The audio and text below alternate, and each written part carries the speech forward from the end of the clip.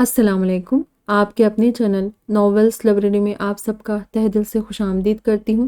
امید کرتی ہوں کہ آپ لوگ سبھی ٹھیک ہوں گے۔ الحمدللہ میں ٹھیک ہوں، اور ہماری آج ایک افسانہ لے کر حاضر ہوئی ہوں، اور اس افسانے کا نام ہے آگ، اور اسے تحریر کیا ہے عالیہ الوی نے، اور ان سے ہمارے چینل پر ان کی ناولس اپلوڈ کرنے کی پرمیشن لی ہم لوگوں نے۔ چلیے بڑھتے ہیں افسانے کی جانب۔ بات تو سچ ہے، مگر بات ہے رسوائی کی۔ وہ آدھے گھنٹے سے موبائل ہاتھ میں لیے سن دماغ کے ساتھ بیٹھا تھا، جب ایک دم چھوٹی بہن نے اس کے قریب آ کر اس کندھے کو ہلایا۔ حاشر بھائی!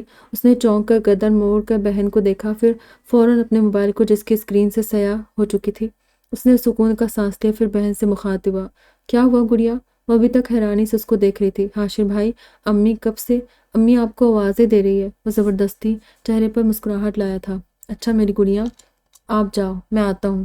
پھر اس کے جاتے اپنے موبائل سے ایک نمبر ملایا اور بے چینی سے اٹھ کر کھڑا ہو گیا۔ اس کے ہر عمل میں بے چینی تھی کہ سامنے سے فون اٹھایا گیا۔ ہیلو، دانیال کہاں ہے؟ سامنے سے پتہ نہیں کیا کہا گیا کہ حاشر کا چہرہ غصے سے لال ہو گیا۔ بکواس بند کر، میں سیریس ہوں۔ عادل کے فارم ہاؤس میں مل، عادل کو بھی بول، بہت بڑا مسئلہ ہو گیا ہے۔ 15 منٹ میں نہیں آیا تو میں تیرا حشر برا کر دوں گا۔ پھر فون رکھ کر عجلت میں الماری کھول کر جو شرٹ ہاتھ آئی بنیان پر پہن لی، ہاتھوں سے بال صحیح کیے، موبائل والیٹ جیب میں ڈال کر پیروں میں گھر والی چپل اڑسی اور باہر دوڑ لگائی۔ یہ وہ حاشر تھا جو ایسے باہر جانے کو اپنی توہین سمجھتا تھا، مگر اس وقت اس کے دماغ میں جھکڑ چڑھ رہے تھے۔ دروازے کے قریب سے اپنی بائک کی چابی اٹھاتے امی کی آواز آئی تو یاد آیا امی کب سے بلا رہی تھی۔ وہیں سے آنکھ لگائی، امی بہت جلدی میں ہوں، آ کر بات کرتا ہوں۔ پھر بائک پر اس نے 15 منٹ کا راستہ 8 منٹ میں کور کیا۔ عادل کے فارم ہاؤس پر اس کو یہ چند منٹ کا انتظار کسی اذیت سے کم نہیں لگا تھا۔ دانیال اور عادل اس کے چہرے کو دیکھ کر وقت کی نزاکت کو سمجھ گئے تھے۔ جب یہ ایک دم خاموش تھے، کمرے میں جاتے اس نے اپنی ای میلز کھول کر ان کے سامنے کی تو کمرے میں ایک دم موت کا سا سناٹا چھا گیا، جیسے تینوں کے پاس اب الفاظ ختم ہو گئے ہوں اور دماغ بالکل معاف، اور اس وقت تینوں خود کو کسی گہری کھائی میں دھنستا محسوس کر رہے تھے۔ ان ای میلز میں سے کاشف کے نام کی ای میل میں کیا تھا وہ بہت اچھی طرح جانتے تھے۔ یہی ای میل اگر ان کو 10 دن پہلے ملتی تو ان کی خوشی کا کوئی ٹھکانہ نہ ہوتا، مگر اب ان کو وہ ای میل اپنے ضمیر پر کسی کوڑے کی طرح لگ رہی تھی۔ ان تینوں میں سے عادل پہلے سنبھلا تھا، ہم کو اس بارے میں کاشف کے بھائی سے بات کرنی چاہیے۔ حاشر نے صوفے پر بیٹھ کر بے چینی سے ایک پاؤں ہلانا شروع کر دیا، اس کا دماغ تو جیسے معافی مانگ چکا تھا۔ عادل نے حاشر کا چہرہ دیکھا، پھر دانیال سے مخاطب ہوا، مگر ہم کیا بات کریں گے اور کس منہ سے بات کریں گے؟ حاشر اس سارے عرصے میں بالکل خاموش رہا، اس کی بے چینی جیسے حد کو چھو رہی تھی۔ اس نے خاموشی سے اٹھ کر کمرے میں چکر لگانا شروع کر دیا۔ عادل اور دانیال کی نظر اب بھی اس پر ہی ٹکی تھی۔ عادل نے اٹھ کر اس کو دونوں کندھوں سے تھاما، دیکھو اب جو بھی ہے، ایسے پریشان ہونے سے کیا ہوگا، ہمیں مل کر اس کا حل نکالنا پڑے گا۔ وہ اس بات میں سر ہلاتا صوفے میں دوبارہ دھس گیا، پھر کچھ سوچ کر ان دونوں سے مخاطب ہوا، ہم اس بات کا ذکر ابھی کاشف کے بھائی سے ہرگز نہیں کریں گے، جب تک ہم کو اس بات کا یقین نہ ہو جائے کہ وہ ہماری اس معاملے میں مدد کر سکتے ہیں۔ دونوں ہی حاشر کی بات سے متفق ہو گئے تھے۔ پھر حاشر نے کاشف کے بڑے بھائی کا نمبر ملا کر فون اسپیکر پر لگایا۔ عادل اور دانیال اس کے دائیں اور بائیں بیٹھ گئے۔ 2 بیل کے بعد فون اٹھا لیا گیا۔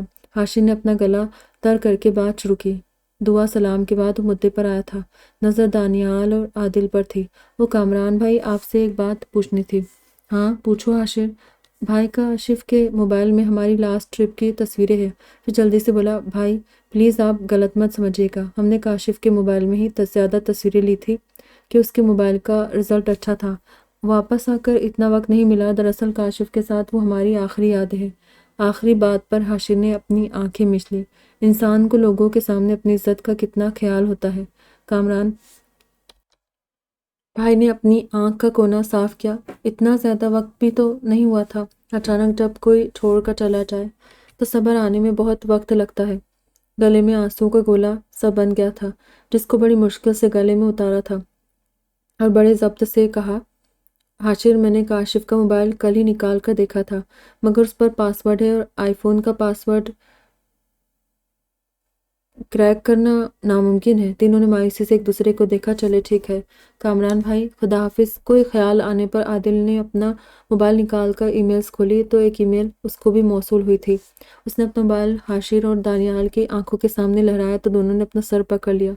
आदिल ने अपना मोबाइल टेबल पर रखा और उनसे मुखातिब हुआ, अब इस तरह सर पकड़ने से कुछ नहीं होगा, हमको किसी से मसला शेयर करना पड़ेगा। यहाँ गौर इस बात पर करना है कि किससे शेयर किया जाए। दोनों अपने घर जाओ और सोचो कोई ऐसा बंदा जो हमारी बात को फैलाए भी नहीं और इस मसले को हल करने में हमारी मदद भी करे। उसने हाशिर के कंधे पर हाथ रखा। हाशिर का दिमाग इतना मुंतशर था कि वो आदिल को कोई भी जवाब दिए बगैर खड़ा हुआ। जेब से बाइक की चाबी निकालते उसके कदम बाहर की तरफ बढ़ रहे थे। दिमाग में काशिफ के साथ गुजरा वक्त और बातें चल रही थी। बहुत ही रैश बाइक चलाकर घर आया और सीधा पीछे वाले हिस्से में आ गया जो वो लोग इस सूरत में इस्तेमाल करते थे जब घर में कोई तकरीब होती। इस वक्त वो किसी से बात नहीं करना चाहता था। एक कोने में पड़ी कुर्सी को खींचकर झाड़ा और उस पर बैठ गया। आज भी याद था उसको काशिफ से उसकी पहली मुलाकात कॉलेज में कोई ख़ास नहीं हुई थी। वो आदिल और दानियाल उसके दोस्त थे स्कूल के। फिर बड़ी मुश्किल से एक ही कॉलेज में एडमिशन लिया था क्योंकि दानियाल के अब्बू उसको किसी और कॉलेज में पढ़ाना चाहते थे। चूँकि वो तीनों ही बहुत ही ज़हीन और किताबी कीड़े टाइप के लड़के थे तो घर में भरम भी बहुत था, इसलिए थोड़ी सी भूख हड़ताल काम कर गई थी। काशिफ को अपने ग्रुप में शामिल करने पर सबसे ज़्यादा जोर आदिल ने दिया था क्योंकि क्लास के टॉप स्टूडेंट्स में आते थे।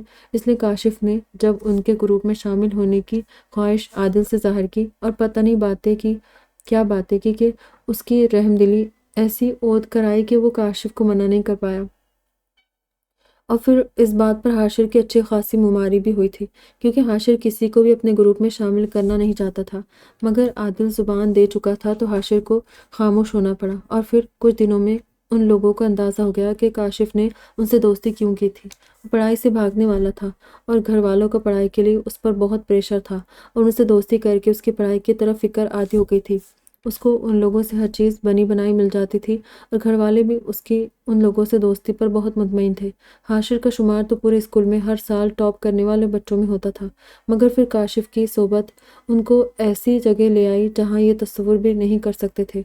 यार बद मारे बद, यानी बुरी सोहबत जहरीले सांप से भी बदतर बुरी है।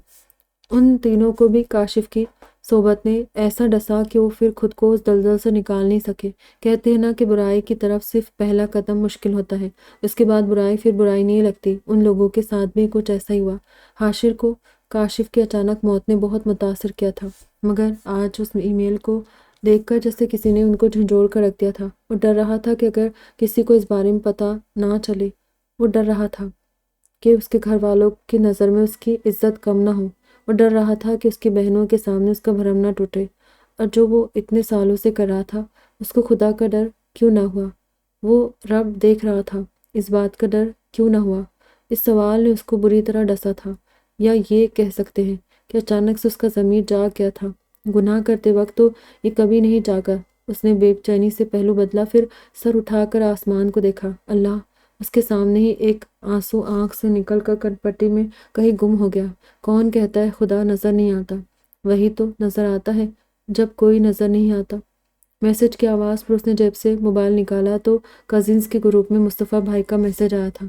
उनके ख़ानदान के लड़कों ने एक कजिन्स के नाम से ग्रुप बनाया हुआ था। मैसेज में लिखा था, और वही है जो अपने बंदों की तौबा कबूल फरमाता है और गुनाहों से दरगुजर फरमाता है और जानता है जो कुछ तुम करते हो। हाशिर का दिल किया कि ज़मीन फटे और वो उसमें समा जाए। शर्मिंदगी से कई सारे आंसू आंखों में ठहर गए। अभी चंद मिनट पहले ही तो अल्लाह को पुकारा था और अल्लाह ने और आह मेरे खुदा! मुस्तफ़ा भाई, हाँ, ये इंसान है जो हमारी मदद कर सकते हैं। वो उठकर अंदर भागा। अपने कमरे में जाकर जल्दी जल्दी एक पैंट शर्ट निकाली और वॉशरूम में घुस गया।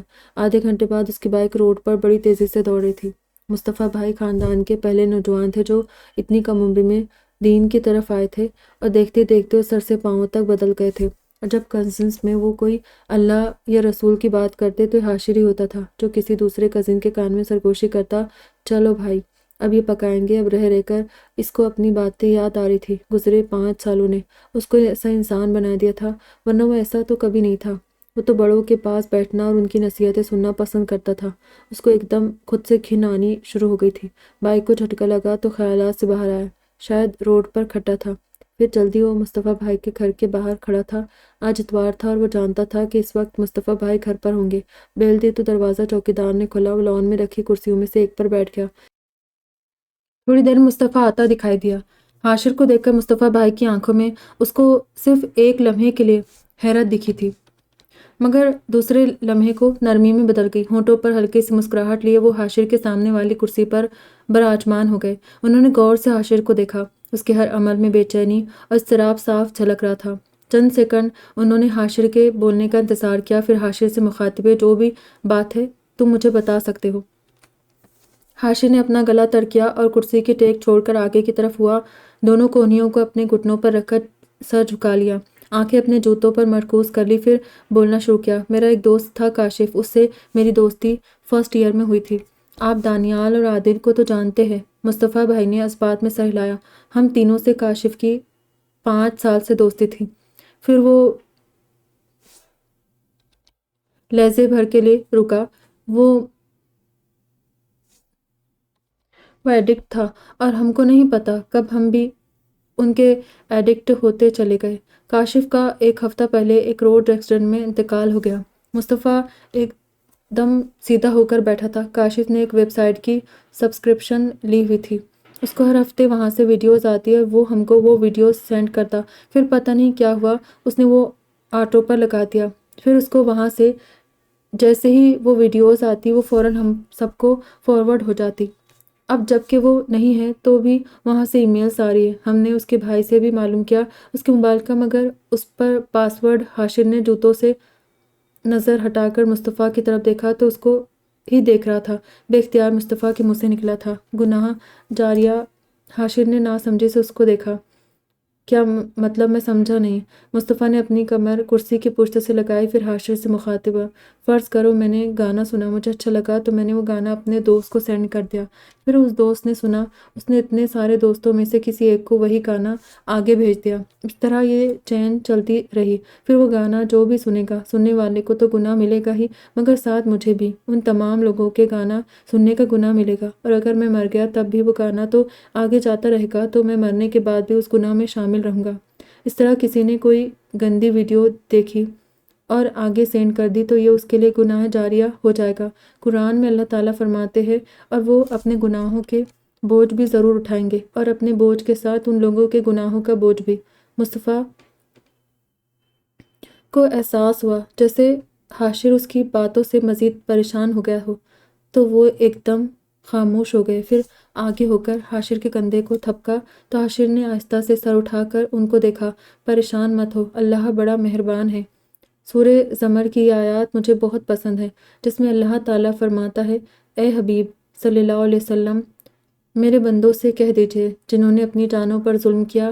اب دیکھو، اس میں طرز تخاطب بھی عجیب ہے، اللہ تعالیٰ کی طرف سے، سبحان اللہ، میرے بندوں سے۔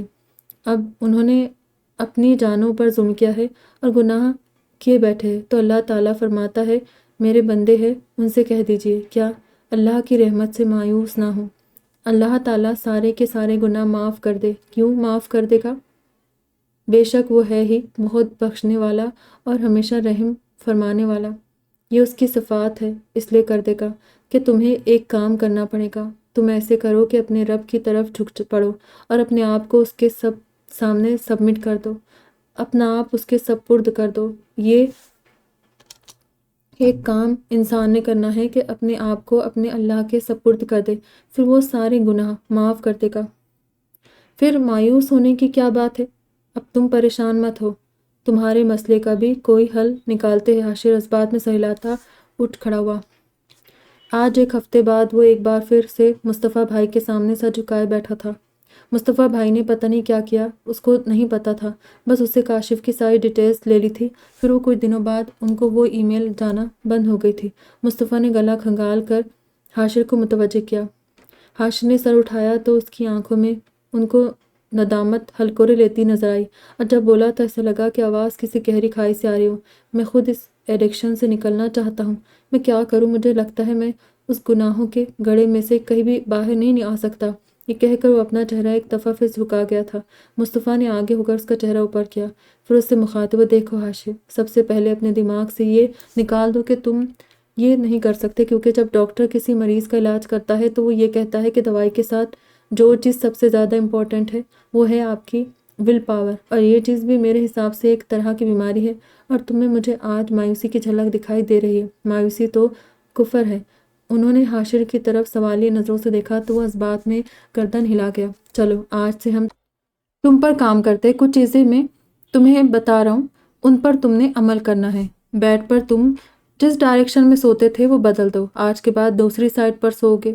دوسری بات، اکیلے کمرے میں بالکل نہیں رہو گے۔ اور تیسری بات، یہ کہہ کر وہ مسکرائے، آج سے مجھے اپنی گرل فرینڈ سمجھو، کیونکہ اب تم مجھے اپنے ہر کام کا ایسے بتاؤ گے جیسے اپنی گرل فرینڈ کو لڑکے بتاتے۔ اور چوتھی بات، تم نے صبح فجر کے بعد 22 دفعہ، عصر کے بعد 22 دفعہ اور عشاء کے بعد 22 دفعہ خود کو یہ جملہ بولنا ہے کہ مجھے یہ ایڈکشن چھوڑنی ہے بغیر ناگا۔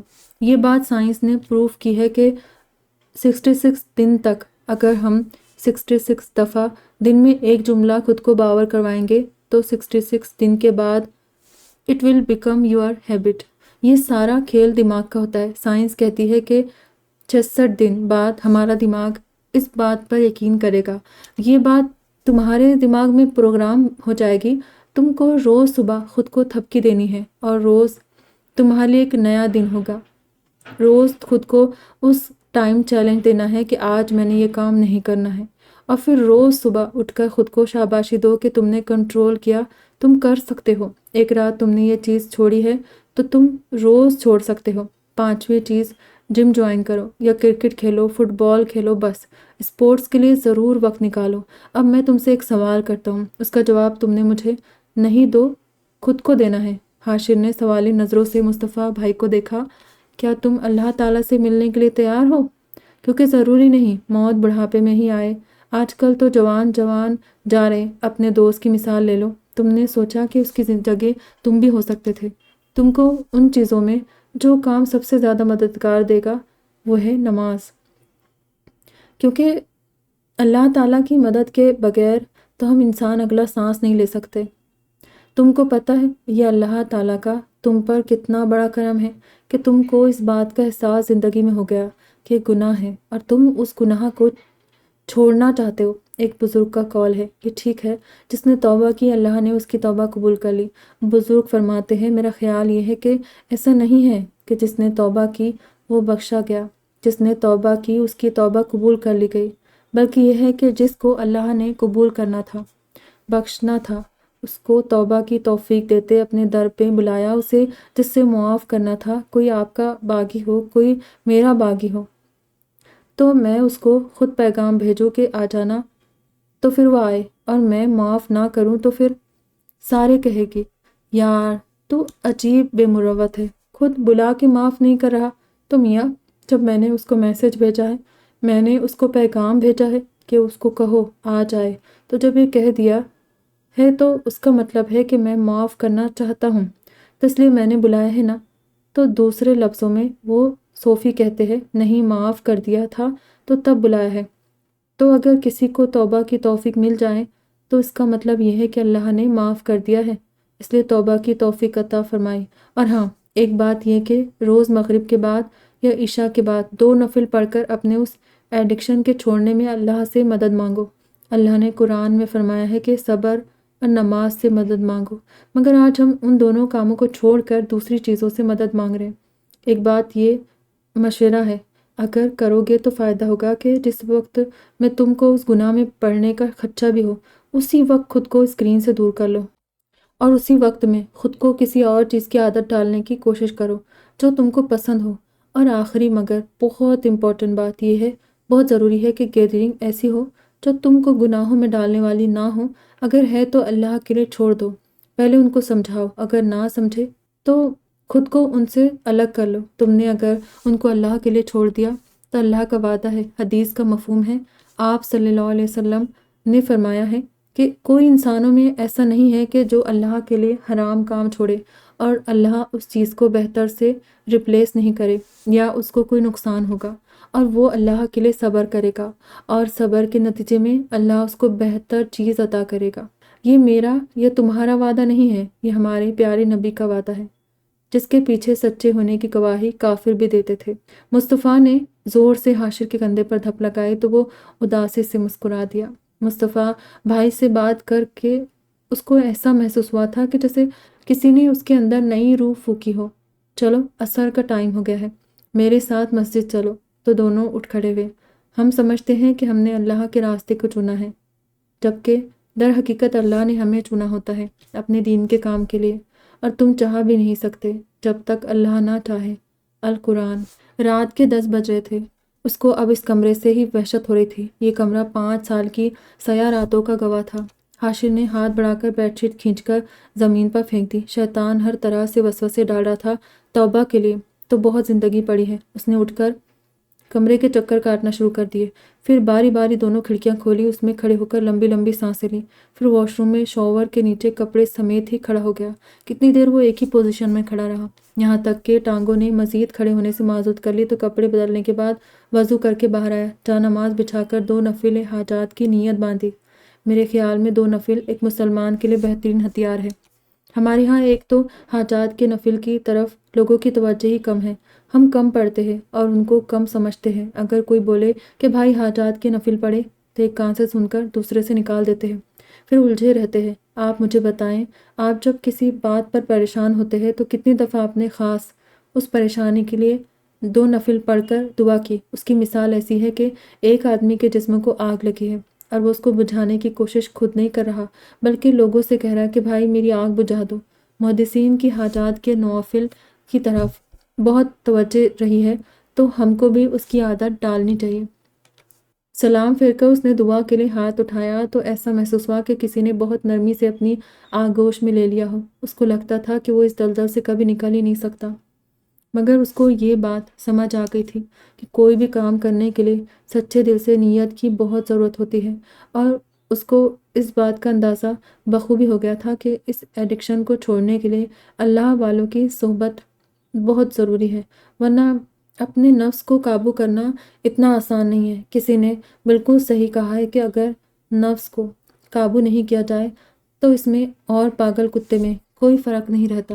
بہت پیارا افسانہ ہے، دل کو چھو لینے والا۔ امید کرتی ہوں میری طرح آپ لوگوں کو افسانہ پسند آیا ہوگا۔